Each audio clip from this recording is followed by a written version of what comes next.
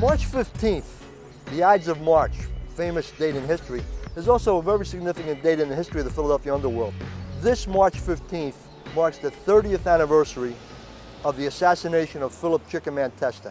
Testa became the boss a year earlier after Angelo Bruno was assassinated, and Testa's assassination set the crime family careening out of control, and it's been a steady destabilization ever since then.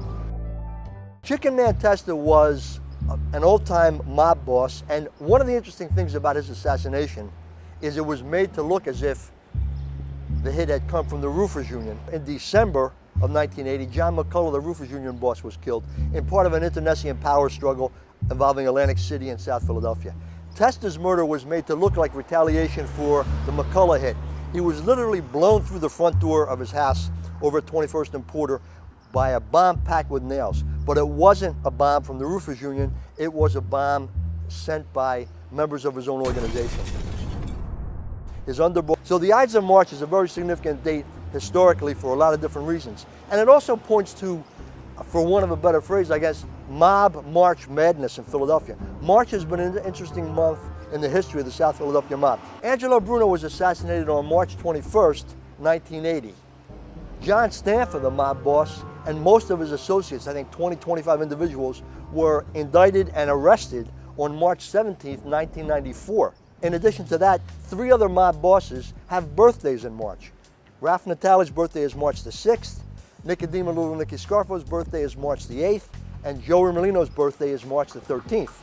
Now, in addition to the Ides of March being a significant date in terms of the Testa murder, what we're being told is Joey Merlino, after serving almost 12 years in prison, is going to be released from jail this week, possibly on March 15th. He's heading for Florida. So March Madness, the mob month of March, continues to be significant in terms of events that happen. And while we sit here talking, we're waiting for yet another indictment. Might come this month in March, might come next month, where additional crime family members are supposedly being targeted in a racketeering case.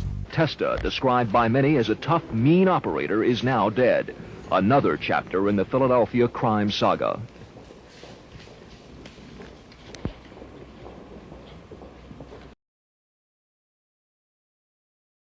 The body of Harry Petros was found with multiple gunshot wounds stuffed in the trunk of his 1979 Cadillac car on Lewis Street near Baltimore Pike in East Lansdowne around 4 a.m. this morning.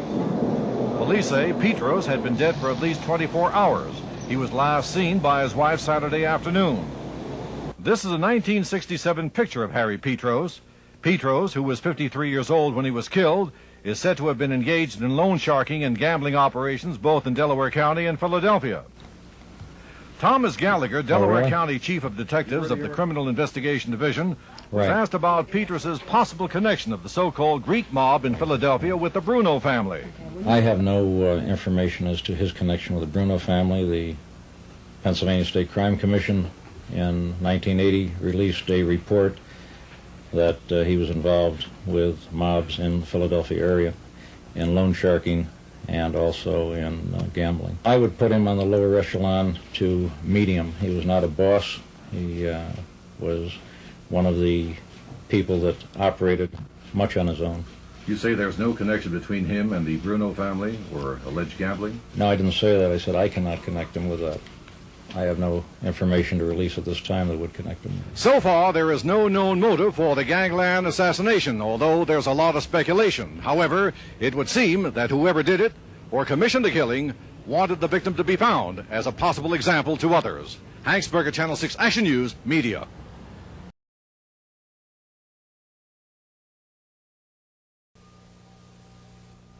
The scene today outside Miletta's restaurant in South Philadelphia, where the shooting deaths occurred, in no way betrayed the brief violence that occurred inside last night. The table for 9 guests, where 50-year-old Steve Boris and 54-year-old Jeanette Currow were shot, was still cluttered with dishes and unconsumed food. Reportedly present at the table when the shooting broke out were former disc jockey Jerry Blavitt and Raymond Long John Martirano, a business associate of the late crime boss Angelo Bruno. Restaurant owner Miletta's Papa Giorgio said he saw Boris in his restaurant once before, but did not know of his connection with the so-called Greek mob or anything else about him. He said he ran from the kitchen into the dining room when he heard the shots. I saw 2 people, one man full of blood on a rug, and the other lady next to me, full blood too. And somebody said to me, lay down, Mel, lay down. And by the time I try to find out what, the police coming in because we call them up. According to Papa Giorgio, police recovered 9 spent shells from the floor of the restaurant. Gino Lazzari, Director of Intelligence of the Pennsylvania Crime Commission, says Mrs. Curro just happened to be in the wrong place at the wrong time. But Lazzari believes Boris was killed in retaliation for the slaying of Harry Petros, another member of the Greek mob, over the Memorial Day weekend. He adds further speculation. And the other theory could be that Boris, with his affiliation and connection with the Riccobines and the LCN family, the old family of Angelo Bruno, may have crossed them in some dealings and was taken away. Is it all part of a power struggle for the control of the Philadelphia crime family?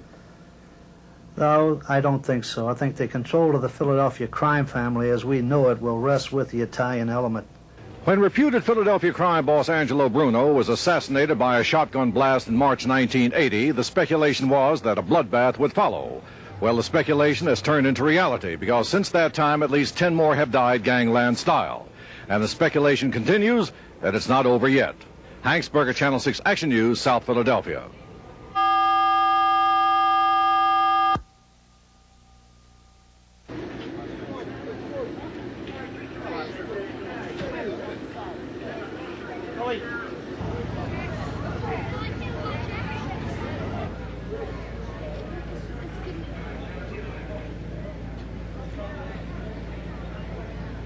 We can get in this picture.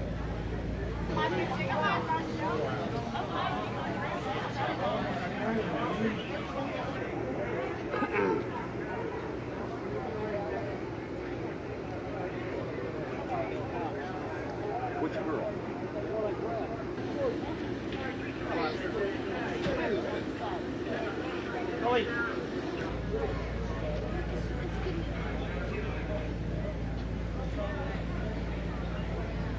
We can get in this picture.